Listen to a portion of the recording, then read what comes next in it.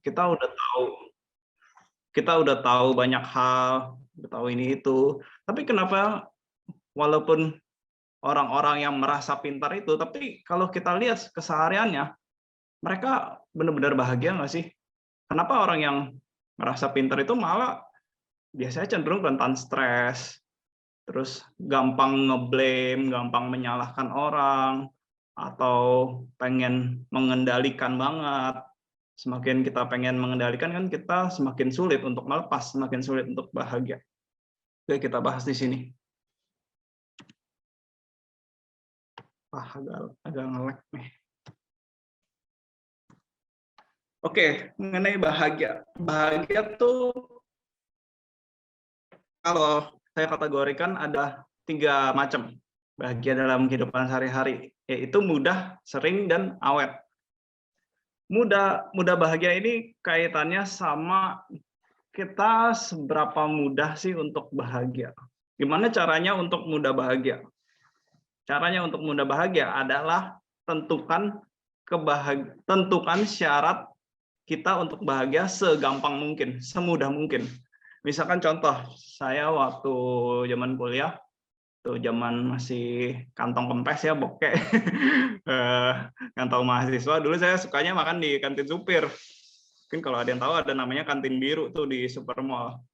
Nah, biasa saya kalau habis selesai kuliah gitu, saya ya namanya kantin supir gitu, makanannya ya nggak seperti di atasnya gitu, itu kan di basement.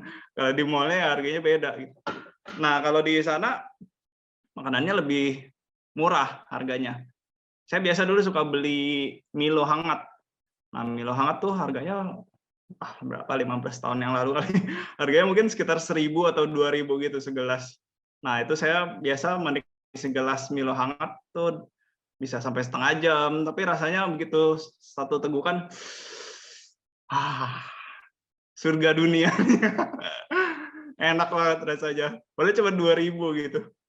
Nah, itu contoh aja gitu, simpel. Ada sebuah cerita di salah satu seminar, pembicaranya nanya gitu, berapa sih, siapa di sini yang level kebahagiaannya dari 1 sampai 10, 10 paling tinggi, 1 paling rendah. Siapa di sini yang level kebahagiaannya itu di bawah 5? Nah, kemudian ada satu bapak-bapak yang nampilannya pokoknya kelihatan deh gitu, dia orang kaya gitu. Jam tangannya juga pakai jam tangan Rolex, bajunya juga ya yang mahal-mahal gitu. Nah, bapak ini kemudian bilang, level kebahagiaan saya itu cuma 3. Nah, kemudian pembicara tanya, kenapa cuma 3? Karena tahun ini saya nggak mencapai target finansial saya. Oh, emang target finansial Bapak berapa? Saya targetnya tahun ini pendapatan saya mencapai 5 juta dolar. Terus kemudian yang Bapak capai berapa? Yang saya capai 4,8 juta dolar. Lah, nggak ada bedanya. Cuma 0,2 juta dolar, dia tetap jadi orang kaya gitu. Tapi syaratnya itu, dan dia benar-benar ngerasa hidupnya gagal gitu. Dia ngerasa nggak bahagia, bahkan level kebahagiaan dia cuma 4. Sedangkan saya pernah ketemu sekian tahun yang lalu, saya ke Surabaya, dari hotel saya mau ke Wihara, saya naik beca. Kemudian jadi pulang pergi gitu, dari hotel ke Wihara, kemudian dari Wihara balik ke hotel lagi. Nah, saya berdua sama teman saya, ketika itu dikasih, si abang beca ini kasih 50.000. Kasih 50.000, terus abangnya, waduh, makasih banget Pak, saya bisa pulang nih. Wah, 50.000 udah happy banget ya, udah bisa pulang istirahat hari itu udah cukup 50.000. Nah, kalau mungkin saya tanya level kebahagiaan bapak tukang beca ini berapa, mungkin bisa dibilang 9, 10, karena dia udah happy gitu 50.000. Nah, kita bahas soal syarat mudah untuk bahagia. Makanya kita jangan sulit-sulit untuk menentukan syarat kita untuk bahagia. Kayak misalkan teman-teman yang kuliah, mungkin syarat bahagia saya IPK harus IPS berarti ya, indeks prestasi sementara semester ini harus 3,99. Ya bukan nggak mungkin gitu, tapi kalau kita menentukan syarat kita terlalu tinggi, kalau begitu miss, kita akan rentan kecewa. Dan juga jangan menggantungkan kebahagiaan pada sesuatu yang di luar gitu. Maksudnya sesuatu yang di depan kita. Nanti begitu di depan kita ternyata emang mencapai, ternyata semester itu dapat A semua, dapat 4. Nah, biasanya orang-orang yang seperti ini itu tidak mudah puas. Jadi begitu dapat IPK 4, ya berikutnya udah langsung sekian menit, udah langsung next targetnya apa gitu. Nah, jadi yang kedua adalah harus diawet-awet. Misalkan kita udah mendapatkan sesuatu nih, kan nggak bisa dipungkiri juga ya, kita misalkan dapat, biasanya dulu kalau zaman kecil tuh dapat komik baru, itu rasanya happy banget. Nah, misalkan dapat sesuatu yang memang kita suka, bukan berarti kita sebagai seorang darmais gitu, kita anti hal-hal yang menyenangkan juga ya, kita yang terbuka segala kemungkinan. Misalkan kita mendapatkan sesuatu, ya kita awet-awet bahagianya. Jangan, pikiran kita ini kan suka liar gitu. Jangan begitu kita mencapai sesuatu atau mendapatkan sesuatu langsung kepingin yang lain lagi. Tapi juga diawet-awet. Misalkan kita timerin nih 1 hari pas lagi bahagia. Kita timerin gitu. Berapa lama sih waktu kita untuk happy? 1 menit itu mungkin malah nggak nyampe 1 menit, udah langsung next. Malah 30 detik udah langsung cari lagi apa nih objek berikutnya nih. Dan yang ketiga adalah bahagia itu harus sering. Karena kita mudah bahagia, jadinya kita sering bahagianya. Hal-hal kecil bisa membuat kita bahagia. Cobalah kita lihat anak-anak gitu. Anak-anak, saya dulu pernah main sama anak kecil, cuman main lempar balon yang agak gede gitu. Lempar, tangkap, wah udah happy banget ya. Udah ketawa-tawa girang, padahal lempar balon doang. Nah, kenapa orang gede gak bisa kayak gitu? Karena kita udah jelimet gitu, pikirannya udah complicated. Syaratnya udah kelewat tinggi. Udah nggak level lagi istilahnya, mikirnya, cuman main gitu doang aja seneng banget. Loh, padahal sama menyenangkannya kan, cuman kita aja pikirannya yang udah terlalu complicated. Oke, ini baru pemanasan.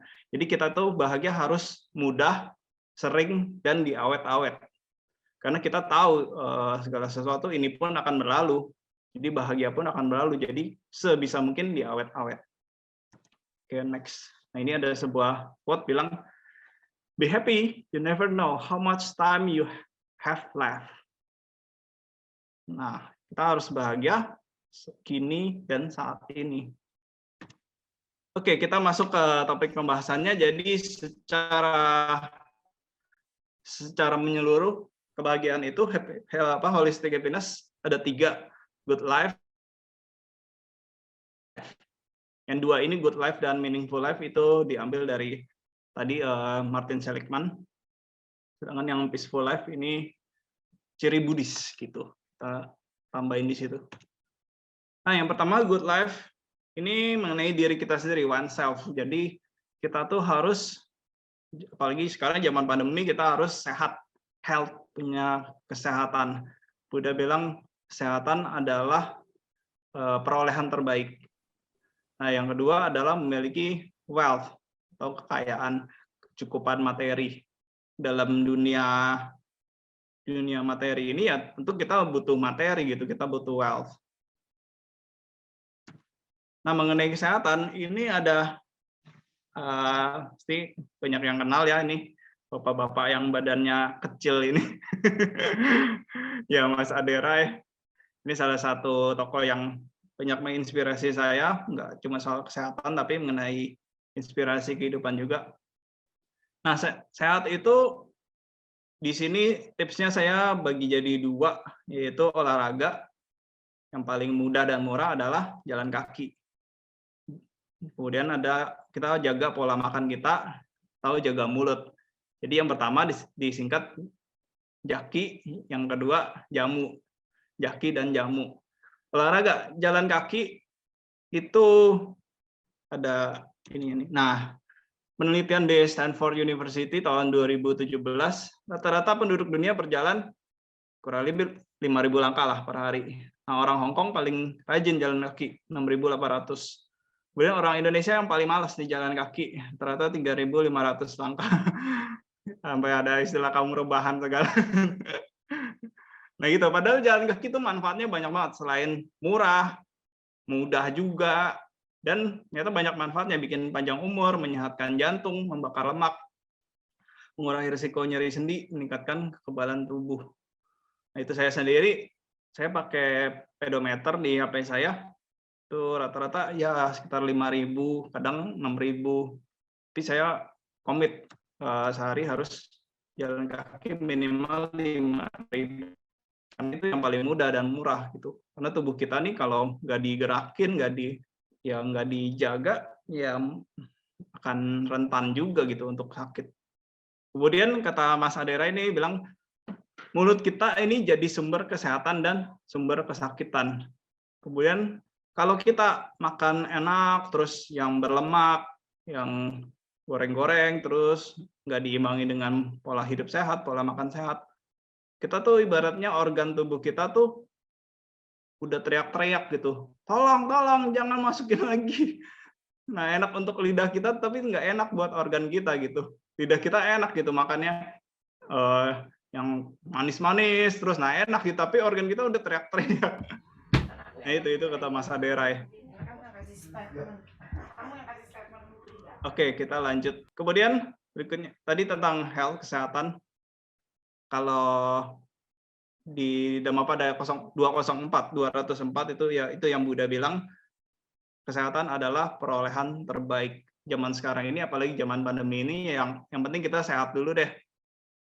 Gitu. Jadi jangan sampai pandemi ini membatasi kita gitu buat jadi kaum rebahan yang benar-benar sama sekali nggak perhatiin kesehatan kita. Jadi kita jaga protokol kesehatan di luar dan protokol kesehatan di dalam.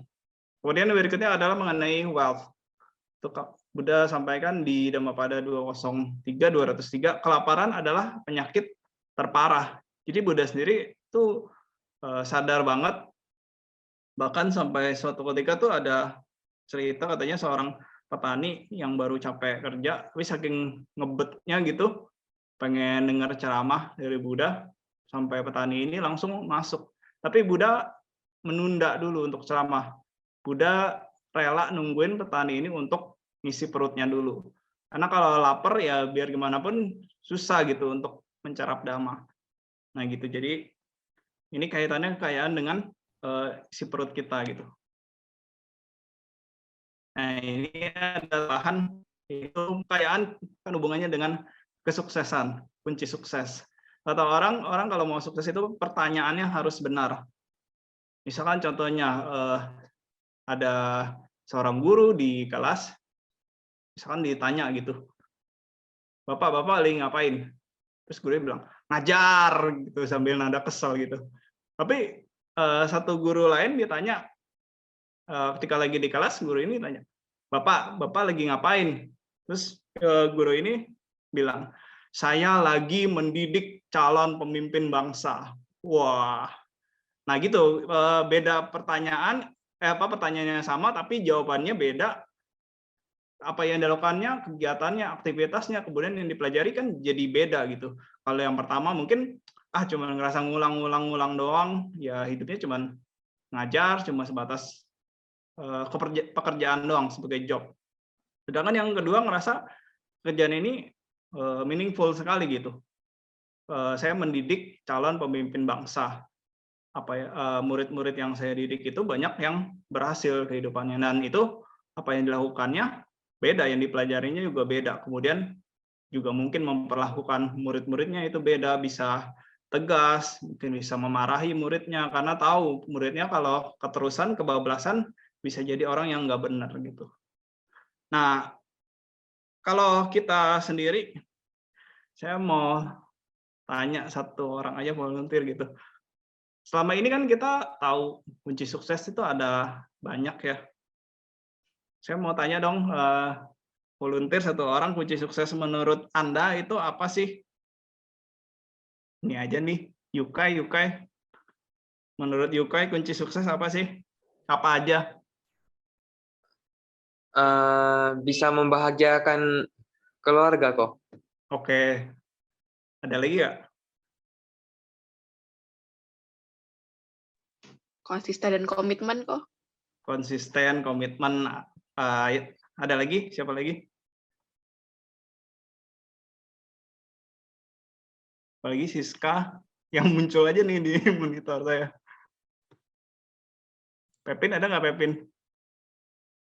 Menatapi Indika. Wira Kumala. Ya kok. Kunci kesuksesan menurut aku kesabaran kok. Sabaran. Ya. Oke. Nah, ini kunci sukses sebenarnya AS ini selain kita nanya pertanyaan yang benar juga ternyata ada rumusnya, jeng-jeng. Ini saya dapat waktu saya dulu zaman-zaman kuliah semester akhir tuh saya sempat menjadi bagian asuransi. Nah, berumur 21 22 saya udah belajar banyak hal gitu. Salah satunya ini yang saya dapat, ini saya ingat sekali, itu AS. AS ini adalah singkatan dari Attitude, Skill, Knowledge. Nah, rumus suksesnya ada, samaran A kali S tambah K. Dan kebalik ya. Jadi misalkan, jadi faktor yang paling menentukan tadi ada yang bilang membahagiakan keluarga, kemudian gigih, semangat. Nah, itu adalah bagian dari attitude. Attitude itu sangat penting sekali. Jadi misalkan contohnya si A attitude-nya 9. Kemudian skill-nya 6, knowledge-nya 6. Dijumlahin kemudian dikali hasilnya adalah 108.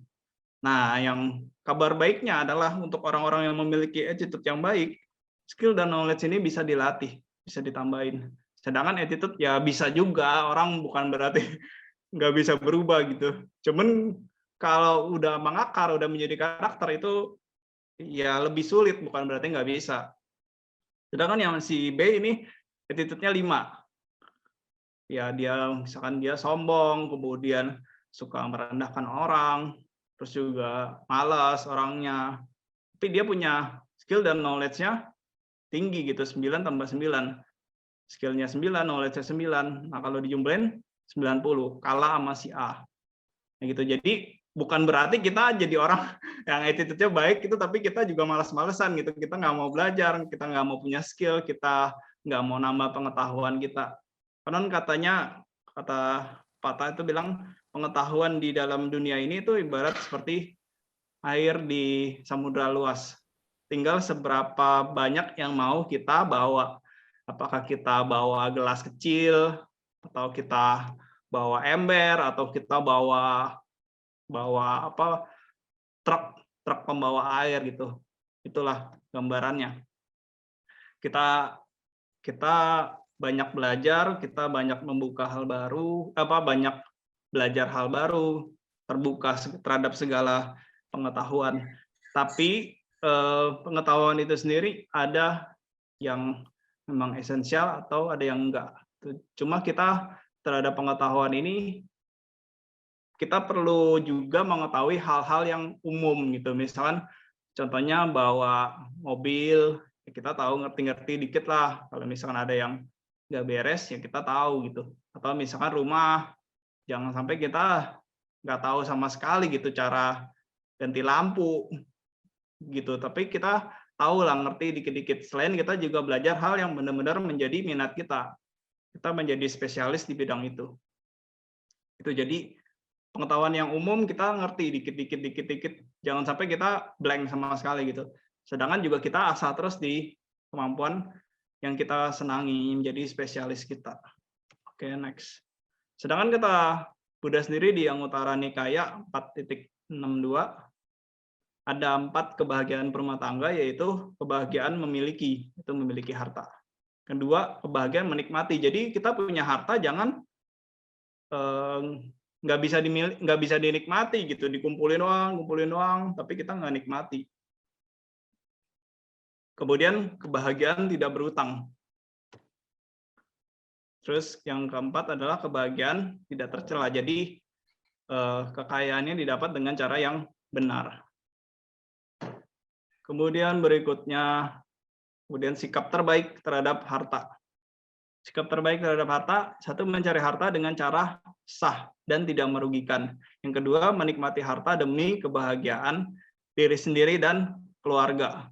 Kemudian yang ketiga juga membaginya, jadi nggak dikumpulin buat sendiri doang, tapi juga kita bagi harta kita ini ya untuk kebajikan, untuk dana. Kemudian yang keempat, tidak melekati, jadi nggak diperbudak harta. Kita tahu kapan kita berhenti, kita harus punya kecukupan hati. Makanya Buddha bilang kekayaan terbaik adalah kecukupan hati. Kemudian berikutnya ini ada statistik, yaitu rata-rata milenial menabung sepertiga dari yang seharusnya ditabung untuk masa tua ketika pensiun. Milenial adalah generasi paling sedikit menabung ketimbang generasi X. Sekarang malah generasinya udah generasi Z ya. Kalau saya malah di penghujung, udah lewatin awal-awal milenial sama di antara X sama milenial nih. 4 dari 10 milenial akan membawa hutang pada masa pensiun. Jadi kita harus, walaupun masih muda, kita harus concern. Sekarang apalagi gampang banget ya akses mengenai financial knowledge, tinggal buka YouTube. Nah, kita harus ngerti gitu, harus pelajari. Nah, ini dibilang oleh Charles Schwab, masa pensiun adalah fokus utama semua umur, termasuk milenial dan generasi Z. Nah, ini kiat sukses finansial yang udah saya alami sendiri, kemudian saya pelajari. Jadi yang pertama adalah perbanyak pengetahuan mengenai finansial. Walaupun Anda itu mungkin jurusannya bukan jurusan keuangan. Saya sendiri waktu zaman sekolah itu saya nggak suka akuntansi, tapi ya mau nggak mau karena kita tuh memang harus mengelola uang gitu. Kita harus belajar. Akhirnya saya malah belajar sempat ambil kuliah singkat, saya registered financial planner. Walaupun saya waktu SMA tuh nggak suka sama akuntansi, tapi saya tahu ini penting gitu untuk belajar. Nah, jadi walaupun Anda sekolah atau Anda kuliah, jurusannya bukan jurusan keuangan, tapi tetap mesti tahu gitu financial. Karena kita pasti akan berhubungan dengan keuangan finansial. Kemudian yang kedua, bedakan antara need or want. Jadi antara kebutuhan dan kesenangan atau keinginan itu. Jangan turutin keinginan terus-menerus sampai kita nggak ada tabungan sama sekali. Kemudian sisihkan di awal untuk berinvestasi. Yang keempat, ganti dengan yang lebih murah. Jadi misalkan kayak tadi tuh contoh saya minum Milo 2.000. Kalau misalkan saya ke atas ke mallnya mungkin harga Milo satunya 10.000 gitu. Saya udah cuan 8.000, kan lumayan gitu. Kalau sekali minum hemat 8.000. Ini nggak selalu harus melulu gitu ya. Sesekali kita juga mesti kasih self reward ke diri sendiri. Misalkan mau minum sekali-sekali mau minum Starbucks gitu ya oke-oke aja kasih self reward. Jadi jangan melulu kita ngiritnya kelewatan gitu. Kemudian yang kelima, jangan tamak tapi juga jangan terlalu konservatif. Maksudnya artian misalkan sekarang banyak yang menjanjikan ini sebulan bisa dapat return segini. Nah, kita harus pelajarin juga dia sistemnya gimana, perusahaannya kayak gimana, kemudian udah berapa lama historisnya. Itu jadi jangan kelewat tamak, tapi juga jangan terlalu konservatif juga. Apa-apa yang informasi yang datang kita langsung tolak duluan gitu. Takutnya malah kita miss peluangnya. Oke, itu kemudian ini ada sebuah quote bilang, money comes and goes, spirituality comes and grows. Uang itu datang dan pergi, tapi spiritualitas datang dan tumbuh. Saya izin minum dulu ya.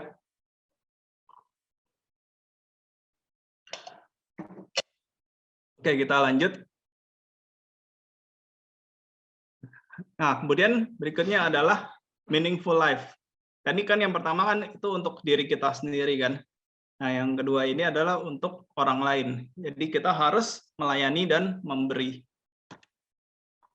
Kehidupan yang bermakna. Ini contohnya, salah satu hari kita melakukan satu kebaikan.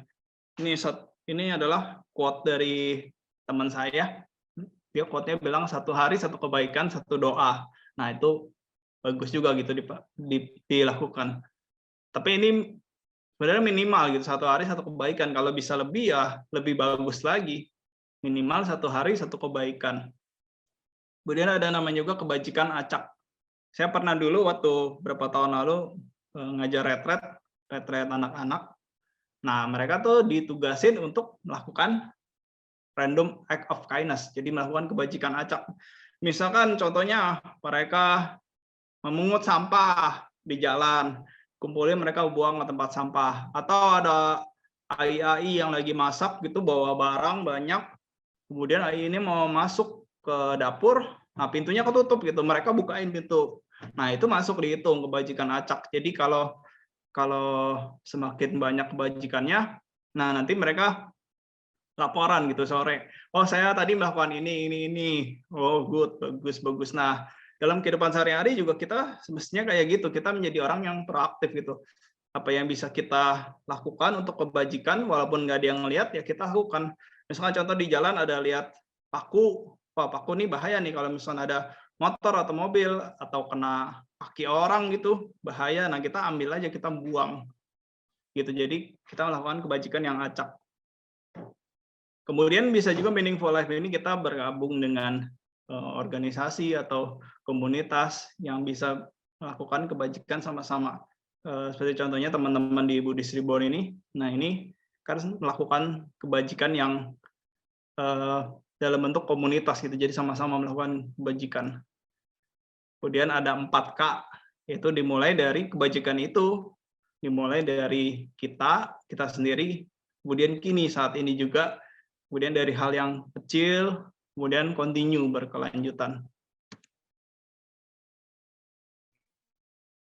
Ini kata Martin Luther King Jr., life's most persistent and urgent question is, what are you doing for others? Jadi, ya ini apakah yang kita lakukan untuk orang lain gitu.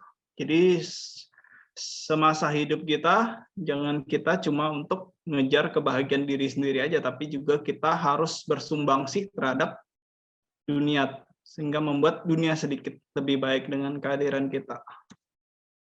Don't take life seriously, but live life sincerely. Kita menghidupi hidup kita dengan tulus. Kemudian ada pepatah juga dari Dalai Lama. The planet does not need more successful people.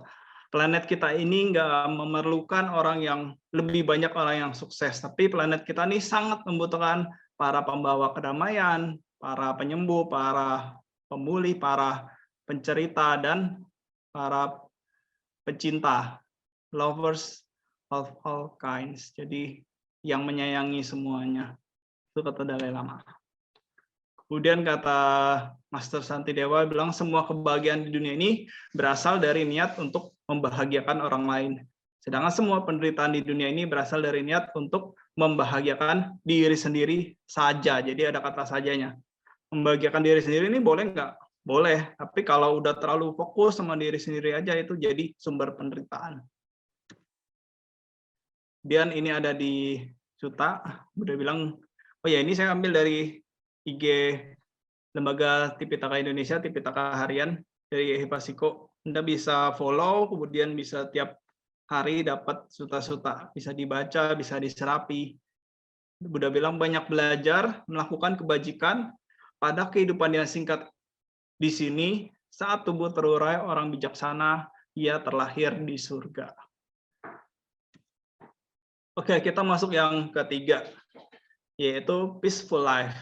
Jadi peaceful life ini untuk diri sendiri juga untuk orang lain. Tujuannya untuk liberation, freedom.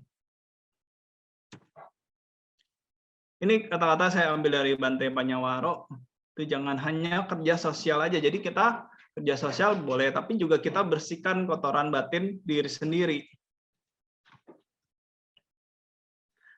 Sedangkan Buddha katakan kepadaman ego adalah kebahagiaan tertinggi, atau Nibbana adalah kebahagiaan tertinggi. Nibbana paramang sukhang.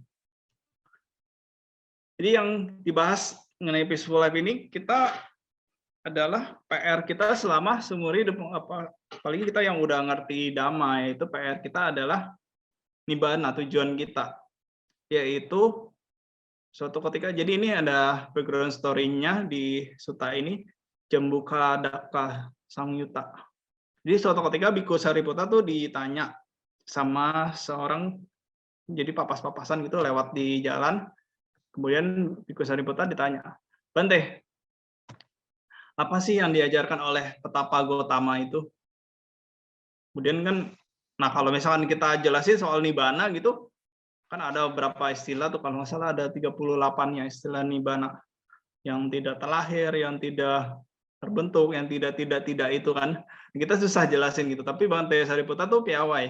Bante Sariputta bilang sama orang itu, yang diajarkan oleh Petapa Gotama itu, yang diajarkan oleh Petapa Gotama adalah hancurnya ketamakan, hancurnya kebencian, hancurnya kekeliruan, kekelirutawan atau moha. Jadi aloba, adosa, amoha, inilah nibbana. Kemudian pejalan itu, orang yang di jalan itu langsung wow, sadu, langsung dia termotivasi gitu. Kemudian Bante Sariputta cerita ke Buddha. Kemudian Buddha bilang, sadu, benar, Sariputta, bagus sekali, bagus. Jadi Buddha sendiri udah meng-ACC arti dari nibbana adalah aloba, adosa, amoha. Jadi hubungannya apa dengan peaceful life ini?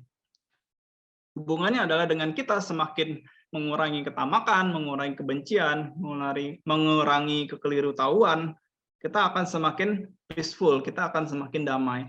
Orang yang damai udah pasti hidupnya bahagia. Karena nggak mudah terusik gitu, nggak mudah kesal, nggak mudah jengkel sama orang. Kemudian apa yang harus kita lakukan sih? Ini kan ada 3 akar kejahatan tuh. Loba, dosa, moha, tamak, benci, dan keliru tahu. Nah, jadi kita setiap hari harus melakukan dana, sila, bawana. Dana itu adalah kedermawanan, sila adalah moralitas, kebajikan. Bawana ini diterjemahkan sebagai pengembangan batin. Jadi batin kita tuh harus tumbuh terus. Kita dana untuk tadi yang mengurangi ketamakan. Dana ada macam-macam, ada dana materi, ada dana tenaga, ada dana ide juga. Kemudian sila, kita jaga sila kita. Sila ini ada 2, ada yang pantang, ada yang wajib. Pantang yang kita biasa bacakan Pancasila Buddhis itu.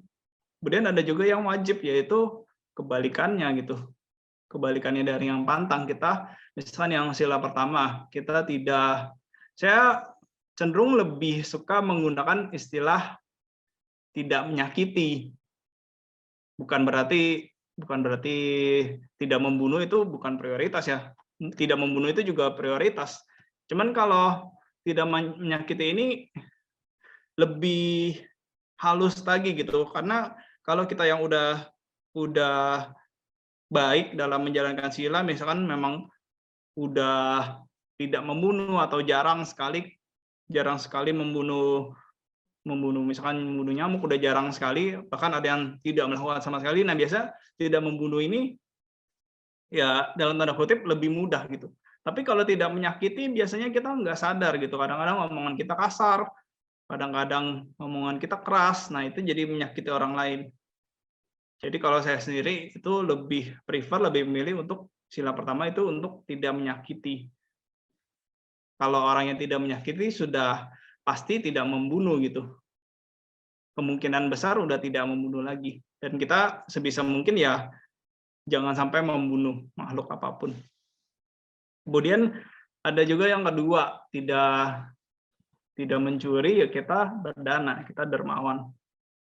Kemudian ketiga, tidak asusila, ya kita menjaga persatuan. Kita jangan sampai memecah belah.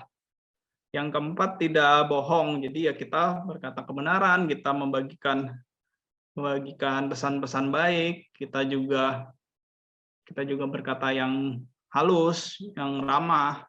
Kemudian yang kelima, tidak mabuk. Nah, kita menjaga kesadaran dengan meditasi. Nah, bawana ini adalah pengembangan batin. Bawana bisa dilatih dengan meditasi dan bisa juga dari studi Dhamma. Misalkan dari yang kita lakukan pagi ini, studi Dhamma, dari baca, dengar, bahas Dhamma. Kemudian dia mau saya garis bawahi itu kita jadi kalau bisa juga jangan hanya mengandalkan 1 kali seminggu kebaktian ini, ini bagus sekali gitu diadakan 1 kali seminggu dan bisa kita ikuti secara rutin, tapi juga dalam Senin sampai Sabtunya ini juga jangan sampai, kalau bisa kosong, jangan sampai kosong gitu. Tapi juga kita juga bisa baca di rumah, baca suta-suta, karena suta-suta ini kan sumbernya langsung gitu dari Buddha. Nah, kita juga harus menyenangi suta-suta juga gitu. Jangan sampai ada suta, udah gue nggak ngerti dah pokoknya apa dah. Nah gitu, jadi jangan sampai antipati duluan gitu. Kita juga harus senang sama suta. Kita bayangin ketika kita baca suta itu yang ngomong Buddha langsung di depan kita gitu. Nah itu rasanya lebih meresap lagi. Oke, next. Nah ini kata-kata dari Achan Brahm. Achan Brahm bilang jangan pernah izinkan orang lain merenggut kebahagiaanmu. Jadi kata-kata di sini tuh jelas sekali sebenarnya kita yang ngizinin orang lain merenggut kebahagiaan kita. Jadi the problem is with us gitu, selalu dengan kita, dengan diri kita. Jadi kan seringkali ada orang bilang, ini nih si ini bikin gue marah aja. Nah padahal bukan orang lain yang bikin kita marah, bukan si itu yang bikin kita marah gitu, tapi karena kita yang memang menyerah gitu dengan keadaan, kita yang ngizinin orang lain merenggut kebahagiaan kita. Kenapa demikian? Ini seringkali kaitannya sama kemampuan kendali diri kita. Achan Brahm bilang kan segala sesuatu, rahasia kehidupan, segala sesuatu di luar kendali kita. Nah, seringkali kita terlalu ingin mengendalikan, controlling segala sesuatu. Misalkan contohnya di jalanan, misalkan bagi yang nyetir gitu, jalanan misalkan jalanan cuman 2 arah gitu, yaitu 2 arah dan benar-benar sempit. Kemudian depan kita ada angkot berhenti. Nah kita coba mengendalikan harusnya si angkot ini nggak berhenti di depan gitu. Harusnya lampu merah nggak nyala merah. Harusnya hijau gitu. Ketika aku mau lewat harusnya lampu merahnya jangan merah gitu. Aku lagi buru-buru, emang lampu merahnya nggak tahu apa gue lagi buru-buru. Lampu merah disalahin. Nah itu karena kita terlalu ingin mengendalikan dunia gitu. Jadi kita sendiri yang suffer, yang menderita. Itu jadi kemampuan untuk melepas benar-benar dibutuhkan gitu. Jadi kita selalu aware, kita sadar bahwa segala sesuatu memang di luar kendali kita gitu. Jadi ketika ada hal-hal yang tidak beres, kita lebih bisa legowo, lebih bisa nerima, lebih bisa melepas. Semakin banyak yang kita lepas ya semakin happy, hidup kita semakin damai, semakin peaceful. Gitu. Oke, nah ini ada suta juga dari yang Utara Nikaya bilang ada 8 keadaan dunia, yaitu untung, rugi, tenar, cemar, dipuji, dicaci, suka, dan duka. Orang sadar dan bijak mengetahui ini, melihat itu sebagai selalu berubah. Keadaan menyenangkan tak memikat batinnya. Ia pun tak terpukul oleh keadaan tak menyenangkan. Jadi ketika kita mengalami hal yang menyenangkan, kita nggak terlalu euforia berlebihan. Demikian pula sebaliknya, kalau kita mengalami hal yang menyedihkan, tidak menyenangkan, kita juga tidak terlalu berduka, tidak terlalu sedih. Kalau duka oke aja, tapi kita nggak lama-lama berdukanya. Kita cepat bangkit, cepat pulih lagi. Nah ini jadi simpulan dari sharing saya. Jadi ketiga hal ini itu bukan step by step gitu, tapi kita kerjainnya sekaligus gitu. Kita jalaninnya sekaligus. Kita jalani good life, kita jalanin meaningful life, dan kita jalanin peaceful life. Nah, Trisula ini, kalau kita jalanin ini secara sinambung, secara konsisten, niscaya kita akan memiliki kebahagiaan di dalam, happiness inside. Kita jadi memiliki apa itu yang disebut holistic happiness. Demikian sharing saya. Kita tutup, bisa baca, semuanya bisa baca dalam hati. Saya bacain dengan suta ini. Bagi ia yang batinnya seperti karang, mapan dan tak goyah, tak terpikat oleh yang memikat, tak teresahkan oleh yang meresahkan. Bagi ia yang batinnya dikembangkan sedemikian, dari mana penderitaan akan datang padanya? Sadu, sadu. Oke, teman-teman, semoga kita semua terus tumbuh dalam Dhamma. Sadu, sadu. Terima kasih. Silakan. Baik, terima kasih Kofidi, Anu Modana Kofidi atas dama sharingnya. Semoga apa yang sudah di-sharing kepada kita semua dapat bermanfaat untuk kehidupan kita kelak. Sadu, sadu, sadu. Oke, selanjutnya kita akan masuk ke sesi tanya jawab. Bagi teman-teman yang ingin menyampaikan pertanyaan, boleh langsung open mic-nya saja, atau teman-teman bisa ketik pertanyaannya di kolom chat Zoom. Nanti panitia akan bantu bacakan. Dan sesi tanya jawab ini akan dibuka kurang lebih 15 menit ya teman-teman. Silakan teman-teman yang mau tanya.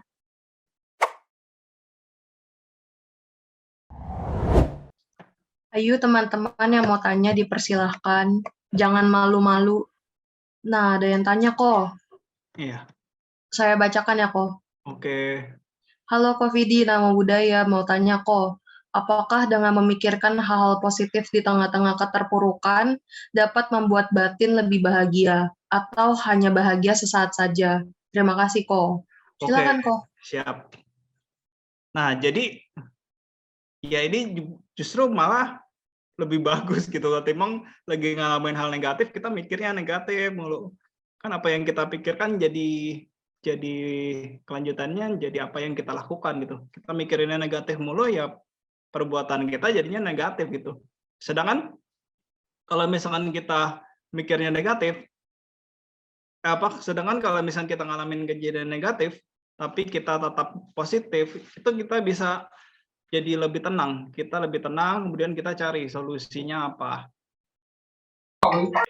Di awal itu kita udah mikir tenang dulu, kita coba tenangin pikiran dulu. Nah, kita selanjutnya mikir berikutnya apa nih yang harus dilakukan, step-stepnya apa gitu. Jadi ketika udah tahu solusinya apa yang kita harus kerjakan, ya udah kerjain aja gitu, nggak usah dimikirin lagi apa masalahnya, hal yang kita alami, kejadian negatif yang kita alami itu udah nggak usah dipikirin lagi gitu. Tapi kita tahu apa yang harus kita lakukan, ya udah kerjain aja itu. Jadi nggak usah sambil kerjain, aduh gini, udah nggak usah, tapi kerjain aja gitu. Oke, itu menurut saya. Semoga menjawab. Oh ya, ada tambahannya, batin lebih bahagia atau hanya bahagia sesaat aja. Ada kelanjutannya. Kalau pikir positif, itu jelas segala sesuatu. Kalau hukum damanya adalah segala sesuatu ini pun akan berlalu.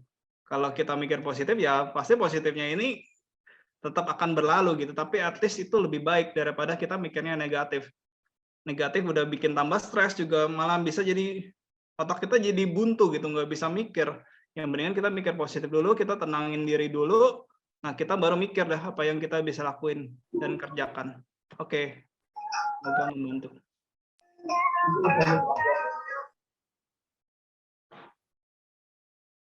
Oke, thank you kok jawabannya. Ya. Saya lanjut ke pertanyaan selanjutnya aja kali ya kok. Ya. Oke, pertanyaan selanjutnya dari Cidevika.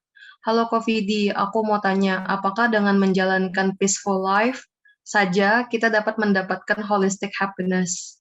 Oke. Nah, jawabannya tentu saja tidak.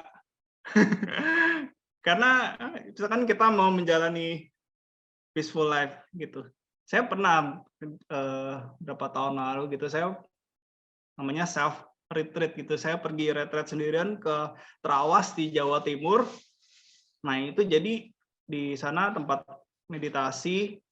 Nah, itu saya pergi benar-benar sendirian gitu. Harusnya berdua sama teman saya nggak jadi gitu. Jadi saya sendirian jalan, ya udah naik pesawat, turun pesawat, udah sewa mobil yang nganterin ke tempat meditasinya gitu. Nah, itu apakah bisa dilakukan kalau saya nggak punya uang?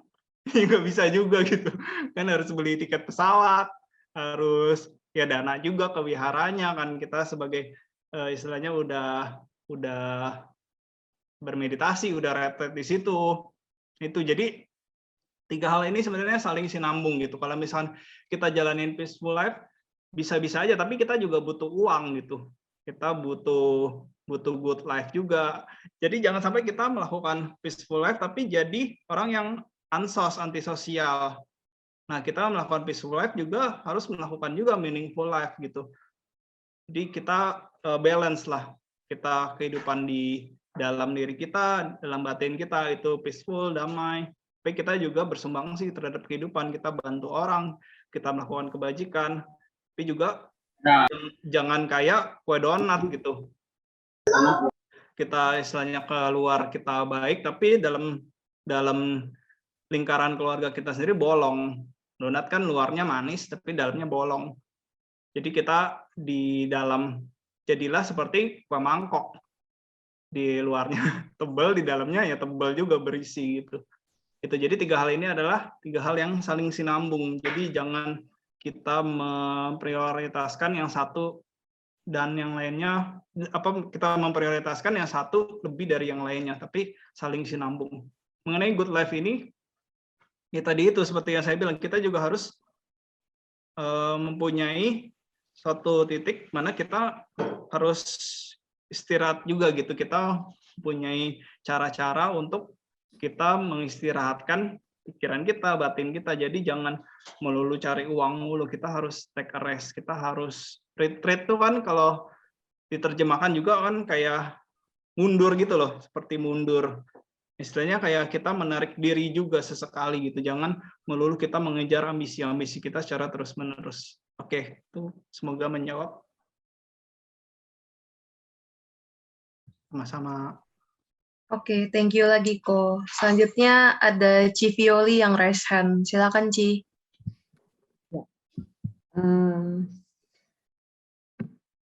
Sotihotu Vidi. Ya, seperti waktu. Ya, saya setuju sekali tadi mengenai tabungan anak-anak milenial ya. Ya. Saya tuh ada klien itu tentu orang tua ya. Ya. Dia adalah keluarga yang mampu.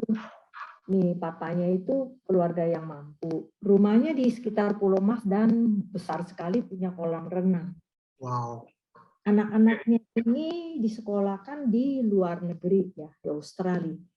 Nah, karena anak ini merasa kan papa gua kaya, tiap bulan ditransferin dana sekian, mencukupi bahkan lebih dia untuk jalan-jalan ketika libur. Dia lupa bahwa kan orang tua kan bisa aja namanya perubahan hidup ya. Iya. Nah, ketika mamanya itu mau ke tempat saya, order suatu barang untuk bawa ke Australia. Iya. Udah situ, dia bilang untuk di apartemen. Kemudian balik lagi, mamanya bilang, aduh saya nih kayaknya kesulitan sekarang. Setelah sekian tahun ya kesulitan. Kenapa kesulitan apa? Suaminya stroke.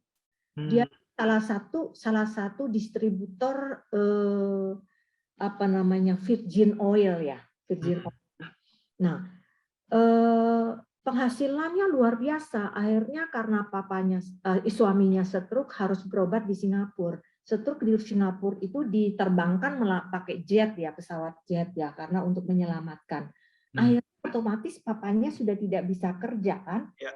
Nah, sedangkan anaknya 3 yang di Australia ini hanya menunggu transferan dari orang tua.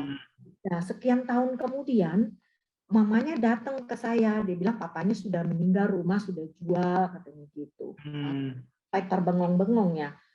Ini bagus banget Vidi sampaikan ini, perlu kita menabung ya, anak-anak milenial ya. Kita lihat orang tua kita mampu, punya bisnis, punya investasi, ternyata investasi itu rumah mewah pun habis. Kemudian pokoknya dijual, dia datang ke saya, dia menanyakan, Bu, Ibu tahu nggak ada kios-kios yang di Cempaka Mas untuk disewa-sewakan? Saya terkaget-kaget juga dalam hati saya. Dari ruko, dari rumah mewah, tinggal di ruko. Dari tinggal ruko, cari kios, ya kan? Buat apa? Dia bilang buat anak-anaknya untuk jualan handphone. Nah, coba anak yang sekolah diinvestasikan pendidikan di Australia dengan biaya begitu besar. Ilmunya tidak bisa untuk menyantuni hidupnya dia ya. Jadi jualan handphone semua orang yang nggak punya sekolah, nggak punya pendidikan, anak SMA pun bisa. Betul ya, Vidi? Iya. Nah, ini satu awareness ya, menurut saya yang disampaikan Vidi. Kebetulan anak-anak kita di sini kan kebanyakan milenial ya. Jadi ini merupakan suatu awareness ya buat kita semua ya, bahwa kita jangan berpikir orang tua kita punya rumah, orang punya bisnis, orang tua punya bisnis, punya apa. One day kita nggak tahu, anicca namanya ya. Seperti pengalaman klien saya ini. Nah ini dia. Menurut saya ini bagus banget. Kebetulan saya sedikit share juga kenyataan demikian ya Widya. Iya. Alangkah pentingnya investasi itu mulai saat ini ya, sekecil apapun ya. Kemarin kebetulan ada namanya financial yang disampaikan Aldi juga bagus banget. Jadi nyambung dengan financial kemarin, talk Widi hari ini tuh luar biasa menurut saya. Aduh, Mam Sadu. Ya, menyambung sekali. Jadi itu terus kita investasi, kemudian hari ini tuh awareness gitu. Iya. Mengingatkan kita. Ya, itu sih sharing saya sedikit. Saya setuju banget. Makasih sharingnya. Ya. Itu pengalaman nyata ya. Iya. Pengalaman nyata yang kebetulan nyambung saya share di sini. Makasih. Share because of love. Iya. Anumodana Widi. Dana. Bersama bless you. Semuanya sukses selalu. Sadu. Iya, saya mau nambahin dikit. Jadi saya justru ada ceritanya di Petawatu ini, kisah hantu yang menderita. Saya ingat banget itu karena saya sangat istilahnya shock gitu begitu membaca cerita ini. Jadi ceritanya ada persis seperti yang Mam Violi ceritakan. Jadi ceritanya nih ada seorang saudagar, misalnya konglomerat lah kalau zaman sekarang gitu. Ini di zaman Buddha. Nah, konglomerat ini punya satu anak tunggal. Jadi suami istri ini punya satu anak tunggal laki-laki. Nah, karena mikirnya mereka nih sangat kaya raya sekali gitu, benar-benar hartanya berlimpah banget. Nah, karena mereka mereka sangat sayang sama anaknya ini, mereka kemudian mikir, aduh, uang kita nih banyak banget gitu, nggak bakal habis lah uang kita ini. Di anak kita ini udahlah nggak usah sekolah lah, kan kesian anak kita ini kalau sekolah gitu, capek dia belajar. Wah, ini malah menyesatkan gitu. Nah, hasilnya adalah anaknya tuh nggak pernah disekolahin, nggak pernah belajar skill, nggak pernah belajar keterampilan apapun. Nah itu, jadi sampai dia dewasa dia nggak punya skill apapun gitu, si anak ini. Terus kemudian, nah singkat ceritanya tuh orang tua ini, kedua orang tuanya si pemuda ini meninggal. Nah karena si pemuda ini dia nggak punya skill apapun, nggak punya pengetahuan apapun, akhirnya dia bergaulah dengan sahabat-sahabat yang palsu, sahabat yang sesat. Jadi sahabat yang buruk, bukan kalyanamita, tapi akalyanamita. Jadi sahabat yang tidak baik, menjerumuskan si orang ini. Kemudian si pemuda ini karena dia bergaul tadi itu dengan orang-orang yang buruk, jadinya harta orang tuanya yang udah sangat berlimpah itu akhirnya habis, bangkrut total. Kemudian si orang ini akhirnya jadi gelandangan di jalanan gitu. Kemudian ada seorang kepala perampok yang melihat, nah sama si kepala perampok ini diajak, kamu mau nggak ikut saya?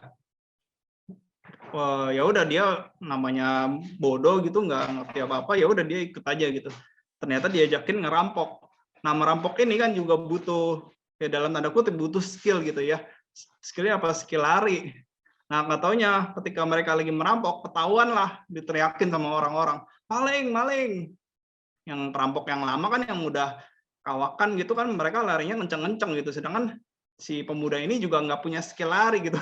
Jadi dia ketangkep lah si pemuda ini. Dan ketika ditangkap, dibawa ke raja kemudian bilang si pemuda ini harus dihukum mati. Wow, dari orang yang sangat kaya raya, kemudian hidupnya harus berakhir di ujung golok gitu. Nah, tapi ketika itu jadi Biku Mahamogalana melihat kejadian ini, Biku Mahamogalana itu scanning melihat, oh ternyata si pemuda ini punya istilahnya bobot karma baik yang besar gitu. Nah, Biku Mahamogalana kemudian bilang, seandainya si pemuda ini dia tekun menjalani kehidupan dhamma dan menjadi petapa usia usia muda, usia 20-an, muda ini akan menjadi araha pada usia 50 tahun. Tapi kalau dia menjadi petapa pada usia 30-an, dia akan mencapai anagami. Tapi kalau dia menjadi biku usia 40 tahunan, ini jadinya dari muda ya, dari muda dia tekun menjalani kehidupan dhamma, kemudian dia menjadi biku. Nah, ketika dia menjadi biku usia 40, dia akan menjadi sotapana. Tapi sebaliknya, misalkan dia tekun, dia belajar, dia punya skill, dia punya pengetahuan, dan punya attitude yang bagus, ketika dia tekun menjalankan itu semua, pada usia 30 tahun, dia bisa menjadi bendahara kerajaan. Nah, kalau dia tekun lagi, dia bisa menjadi sekretaris kerajaan. Tapi karena dia tidak melakukan itu semua, ya buah karmanya jadinya seperti ini, dia akan dihukum mati. Gitu. Nah, saya pas baca itu wah sampai merinding. Akhirnya Bhikkhu Mahamoggallana menggunakan kesaktiannya muncul di depan orang itu karena dia tahu orang ini aslinya baik, gitu, memiliki hati yang baik. Jadi kalau saya muncul di depan orang ini kemudian pasti memikirkan hal baik. Dan benar aja, jadi Bhikkhu Mahamoggallana berjalan di depan orang ini, kemudian orang ini kan sebagai permintaan terakhir juga sebelum dihukum mati, dia mendapat makanan buah-buahan. Nah, pemuda ini begitu lihat Bhikkhu Mahamoggallana bilang, makanan ini diberikan aja ke petapa itu. Jadi masih ada pikiran baik ya sebelum menjelang ajalnya. Jadi begitu meninggal, dia terlahir menjadi dewa pohon. Dewa pohon yang itu masih panjang lagi ceritanya, istilahnya dia jadi tidak sampai jatuh ke alam yang rendah banget. Tapi ini makasih banget untuk sharingnya dari Mam Violi, dan benar banget gitu. Kita mumpung masih muda, kita pelajari banyak hal, banyak skill, banyak pengetahuan seperti yang tadi saya bilang ini. Yang penting ngerti gitu, nggak usah kita, karena next time gitu butuh waktu untuk menjadi seorang spesialis. Tapi kita tahu aja gitu, tahu tentang ini, tahu tentang ini, tahu tentang ini. Jadi jangan menutup terhadap pengetahuan. Dan kita juga memiliki attitude yang baik. Kita harus belajar mandiri juga dengan skill dan pengetahuan kita, dan kita punya attitude yang baik, sekaya kita akan berhasil, kita akan sukses jadi orang. Sekian sharing dari saya, ini based on sutta, jadi dari Petawatu. Oke, silakan. Ada lagi?